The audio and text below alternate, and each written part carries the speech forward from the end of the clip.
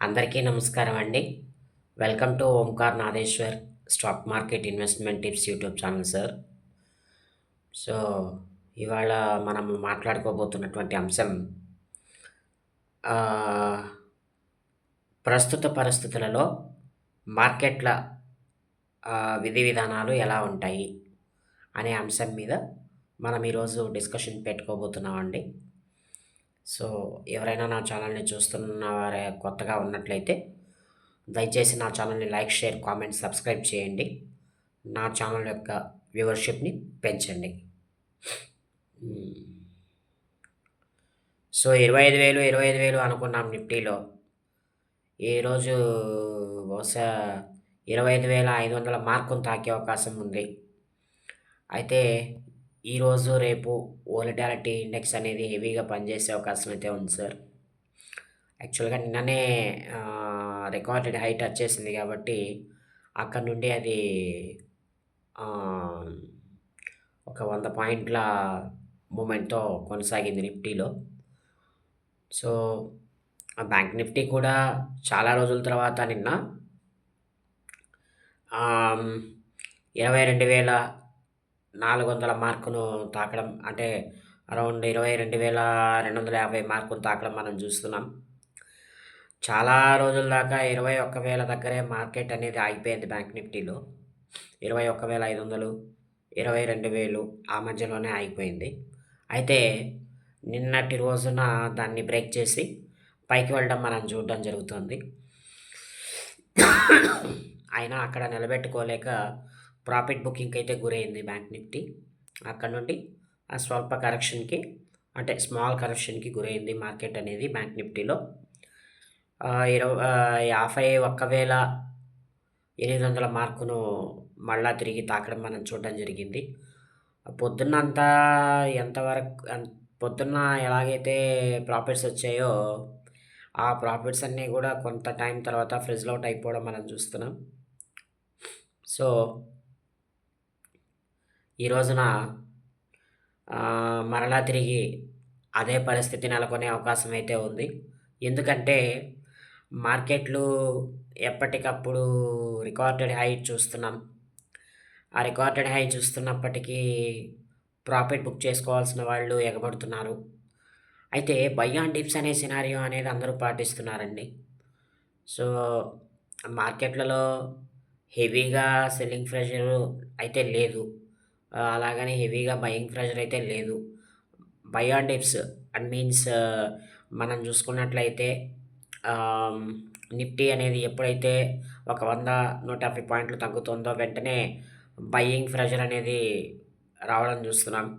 అదేవిధంగా ఒక 300 పాయింట్లు అలా పెరగంగానే ఒక 50-100 పాయింట్లు ప్రాఫిట్ బుకింగ్‌కి గురవ్వడం మనం చూస్తున్నాం. సో, ఈ మధ్యలో మనం ఏం జేయాలి? అనే విషయాలు మనం గుర్తుంచుకోవాలి. ఒకసారి మనము గతంలో ఏం చేస్తే ప్రాఫిట్స్ వచ్చాయి, అనే విషయాలను మరొక్కసారి జ్ఞాపకానికి తెచ్చుకుంటూ రాబోయే రోజుల్లో మునుముందుకి కొనసాగాలి. సో, ఏంటినంటే మనము ఎప్పుడు కూడా ఒక్కటే విషయం గుర్తుంచుకోవాలి. ప్రాఫిట్స్ అనేవి లిమిటెడ్‌గా ఉండేలా చూసుకోవాలి. అన్‌లిమిటెడ్ ప్రాఫిట్స్ ఇక మీదట కుదిరే అవకాశాలైతే కనిపించడం లేదు. ఎందుకంటే ఒకానొక సందర్భంలో ఉన్న 1 ఆర్ 2 మినిట్స్‌లోనే రూ. 20,000 ప్రాఫిట్స్ వచ్చిన తర్వాత మరలా తిరిగి మనం ప్రాఫిట్ కోసం అని చెప్పి ఆర్డర్స్ బుక్ చేసి ఆహ్, ప్రాఫిట్స్ వస్తాయని ఎక్స్‌పెక్ట్ చేసినప్పుడు అవి ఆటోమేటిక్‌గా ఉన్న ప్రాఫిట్స్ కూడా పోయి మన క్యాపిటలైజేషన్ ఏదైతే ఉందో అది కాస్త లాస్ అయిపోవడం మనం చూస్తున్నాం. సో, అలాంటి వే పనులు ఇక మీదట మనం చేయకపోవడమే మంచిది. ఎక్కడో ఒక దగ్గర మనము నిఫ్టీలో కావచ్చు లేదా బ్యాంక్ నిఫ్టీలో కావచ్చు బై చేసాం. పుట్ ఆర్ కాల్ ఏదో ఒకటి బై చేసాం. అక్కడ ప్రాఫిట్స్ వచ్చాయి. ఒక 5,000, 10,000 ప్రాఫిట్స్ వచ్చాయి. అప్పుడు మనము అక్కడ ఆ రోజు ఎగ్జిట్ అయిపోయి, మరుసటి రోజున మరలా తిరిగి బై చేసుకోవడం అనేది ఉత్తమం. ఎందుకంటే ఈ విధంగా మనం ఒక 20 రోజులు గనక చేసినట్లయితే 10,000 ఇంటూ 20 రోజులు వేసుకున్నా మనకి రూ. 2,00,000 వస్తాయి. అంటే లక్షకి 2,00,000 రూపాయలు యాడ్ అయిపోయాయి. అప్పుడు లాట్ సైజులు మనం పెంచుకోవచ్చు. సో, నేను గమనిస్తున్నదేంటంటే నిఫ్టీలో 5, 10 పాయింట్లకి డోకా లేకుండా ప్రాఫిట్స్ ఒస్తున్నాయి. 40 లాట్స్ పెట్టుకున్న అరౌండ్ 10 పాయింట్లొచ్చినా కూడా మనకి తక్కువలో తక్కువ ఒక రూ. 10,000 మనకొస్తున్నాయి. 10,000-13,000 మనకొస్తున్నాయి. సో, అదే విధంగా ఒక్క 20 రోజులు మనం జేసుకున్నట్లయితే 40 లాట్స్ యేసుకున్నా మనమేంటి 20 పదుల రూ. 2,00,000 మనకు మిగిలినట్టే కదండీ! రూ. 1,00,000 పెట్టి రూ. 2,00,000 మనం గెయిన్ చేయడం అంటే ఆషామాషీ వ్యవహారాలు కాదు. అయితే ఎప్పుడూ రూ. 1,00,000తోనే చెయ్యం కదండీ! మనకి ప్రాఫిట్స్ పెరిగాయనుకోండి ఈరోజు, రేపటి రోజు నేను కొన్ని లాట్స్ ఎక్కువగా పెట్టి చేస్తా. అప్పుడు లాట్స్ పెరిగే కొద్దీ ప్రాఫిట్స్ తగ్గించుకుంటూ రండి. అప్పుడైతేనే మీకు ఖచ్చితంగా ప్రాఫిట్స్ ఒస్తాయి. ఇప్పుడు ఫర్ ఎగ్జాంపుల్ ఇక్కడ మీరు 10 లాట్స్ అంటే 10 పాయింట్ల ప్రాఫిట్స్ కోసం చూస్తున్నారు. 40 లాట్స్ ఉన్నాయనుకుందాం. 45 లాట్స్ పెరిగినప్పటికీ అంటే 45 లాట్స్‌కొస్తే 5 పాయింట్లకే రండి. 5 పాయింట్లు ఎంత వరస్ట్ కేస్ ఆఫ్ ది సినారియోలో కూడా 5 పాయింట్లొస్తాయి. అలా చేసుకుంటూ వెళ్తే ఖచ్చితమైన లాభాలు మన సొంతమవుతాయి. సో, ఇలాంటి ఆహ్, టైప్ ఆఫ్ సినారియోని మనము కంటిన్యూ చేస్తే ఎక్కువ రోజులు స్టాక్ మార్కెట్‌లో ఉండడానికి అవకాశం ఉంటుంది. సో, ఇవన్నీ కూడా నా లైఫ్ ఎక్స్‌పీరియన్సెస్ తోటి నేను మీకు చెప్పడం జరుగుతోంది. My dear subscribers. ఆహ్, సో, ఇలాంటి కొత్త కొత్త వినూత్నమైనటువంటి ఆలోచనలతో మనం ముందుకు కొనసాగినట్లయితే స్టాక్ మార్కెట్‌లో మనం ఎక్కువ రోజులు నిలబడడానికి అవకాశం ఉంటుంది. అదేవిధంగా స్టాక్ మార్కెట్‌ని నమ్మి మనంలో ఎంటర్ అయినందుకు మనము కొంత డబ్బులు సంపాదించుకోవడానికి అవకాశం ఉంటుంది గనక, దయచేసి ఇలాంటి విషయాల పట్ల కాస్త దృష్టి పెట్టమని మీకందరికీ కూడా నేను మీకు విన్నవించుకోవడం జరుగుతోంది. సో, ఇది ఇలా ఉంటే నిన్నటి రోజున కొన్ని ప్యాక్స్ డౌన్ ట్రెండ్‌లోనే కొనసాగాయి. అదేవిధంగా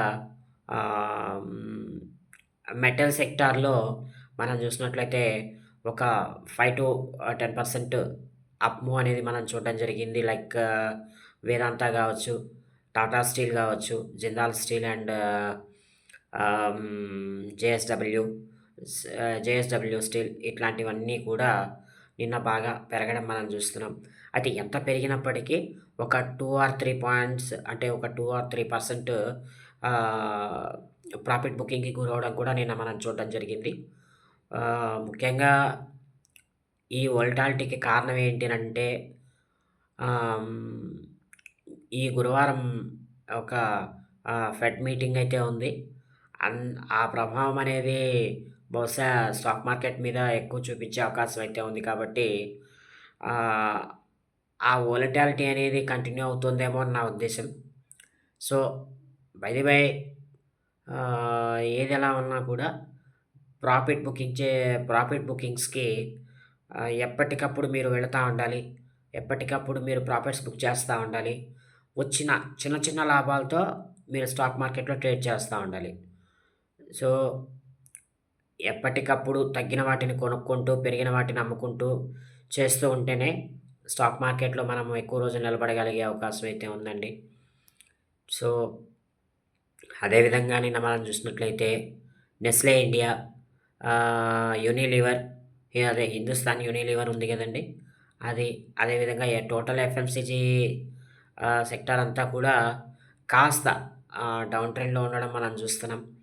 ఎందుకంటే edible oil edible oil issue ఏదైతే ఉందో దాని ప్రైస్ కావచ్చు, లేకపోతే టాక్సేషన్ కావచ్చు, ఇలాంటి కొన్ని ఇష్యూస్ అనేవి తెర మీదకి రావడం వల్ల ఈ ఫుడ్ మ్యానుఫ్యాక్చరింగ్ స్టాక్స్ ఏవైతే ఉన్నాయో అవన్నీ కూడా నిన్న కాస్త డౌన్ ట్రెండ్‌లోనే కొనసాగడం మనం చూడడం జరిగింది. సో, ఇదే కాకుండా సెబీ నిన్న ఒక క్లీన్ చిట్ ఇచ్చింది.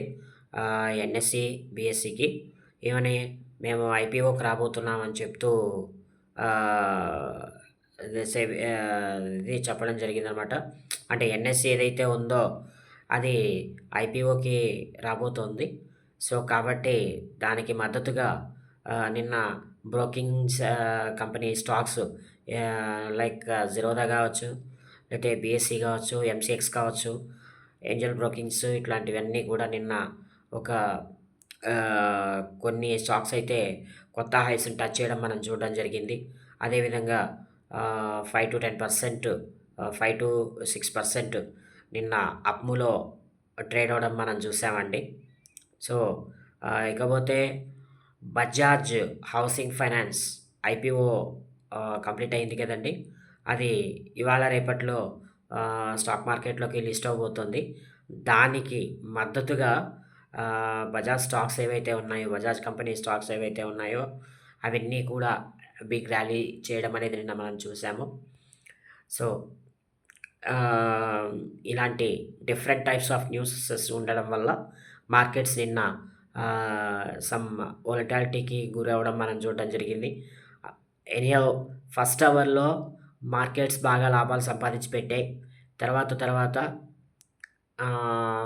ఆ లాభాలు నిలబెట్టుకోలేక ఫ్రిజ్‌ల్ ఔట్ అయిపోయినప్పటికీ మిడ్ మార్కెట్‌లో ఎట్టకేలకు మరలా తిరిగి ఆ లాభాలను కొనసాగించడం మనం చూసామండి. సో, ఈ రోజున మార్కెట్స్‌లో ఎలా ఉంటాయనంటే, మార్కెట్స్ యొక్క సిట్యుయేషన్ ఎట్లా ఉంటుందనంటే, సేమ్ నిన్నటి ర్యాలీనే కొనసాగే అవకాశం అయితే ఉంది. అయితే నిఫ్టీ ఇవాళ మరలా తిరిగి ఒక 100 పాయింట్ల అప్ ట్రెండ్‌లో ఉండే అవకాశం అయితే ఉంది. ఫస్టు హాఫ్ అన్ అవర్‌లో మనకి తెలిసిపోతుందండి మార్కెట్స్ ఎట్లా ఉంటాయనేది. అయితే ఎక్కడ అప్ మూవ్‌మెంట్ వచ్చినా సరే అక్కడ ప్రాఫిట్ బుకింగ్‌కి వెళ్ళండి. ఆహ్, నా లెక్క ప్రకారంగా ఈరోజు నిఫ్టీలో 25,500 అనేది ది గ్రేట్ రెసిస్టెంట్ అంటాను. 25,500కి రానంత వరకు నిఫ్టీ అనేది ఆహ్, రిట్రేస్ అవ్వకపోవచ్చు. బహుశా 25,250 అరౌండ్ 200కి వచ్చినప్పటికీ ఆ 25,500 మార్క్ ఏదైతే ఉందో దాన్ని టచ్ చేయడానికే మార్కెట్ ఈరోజంతా కూడా ప్రయత్నం చేస్తుంది. అయితే ఈరోజు అంత వోలటాలిటీ లేకపోయినా రేపటి రోజున ఒక గొప్ప వోలటాలిటీతోనే మార్కెట్ అనేది కంప్లీట్ అవుతుంది. రేపటి రోజున నేను చెప్తోంది. అంటే ఈ గురువారం రోజున. సో, మార్కెట్‌లో కాస్త కాషన్ తప్పదండి. దయచేసి మీరంతా కూడా ఎప్పటికప్పుడు ప్రాఫిట్స్ బుక్ చేసుకోవడానికి రెడీగా ఉండండి. అదేవిధంగా బై ఆన్ డిప్ సినారియోని కంటిన్యూ చేయండి. ఇవన్నీ చేస్తున్నన్ని రోజులు మనకి మార్కెట్స్ డబ్బులిస్తూనే ఉంటాయి. అదేవిధంగా బ్యాంక్ నిఫ్టీ మనం చూసుకున్నట్లయితే నిన్నటి రోజున 51,880 ఆ మధ్యలో క్లోజ్ అవ్వడం మనం చూసామండి.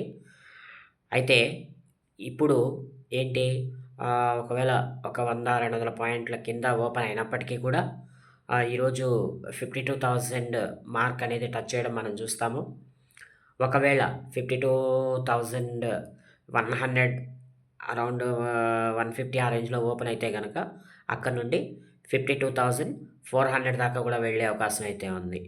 ఓవరాల్‌గా 51,600 టు 52,400 ఈ మధ్యలో మాత్రమే మార్కెట్ అనేది కొనసాగే అవకాశం అయితే ఉందండి ఈరోజు బ్యాంక్ నిఫ్టీలో. సో, పిఎస్యు సెక్టార్‌లో నిన్న ఓఎన్‌జీసీ మనం చూసుకున్నట్లయితే ఒక కొంతవరకు లాభాల్లోనే నడిచింది గనుక, ఆ తాలూకా ప్రభావం అనేది ఈరోజు కొంతవరకు పనిచేసే అవకాశం అయితే ఉంది. అంటే నేను చెప్తోంది బహుశా ఈరోజు ప్రాఫిట్ బుకింగ్‌కి గురయ్యే అవకాశం అయితే ఉంది. దయచేసి కాషన్‌తో ఉండండి. అయితే ఒకవేళ తగ్గితే మాత్రము ఓఎన్‌జీసీని కొనుక్కోవడానికి గొప్ప అవకాశం వచ్చినట్లే మీకంతా కూడా. సో, దయచేసి ఈ వీడియో గనక మీకు నచ్చినట్లయితే లైక్, షేర్, కామెంట్, సబ్స్క్రైబ్ చేయండి. That's all this video. Thank you very much.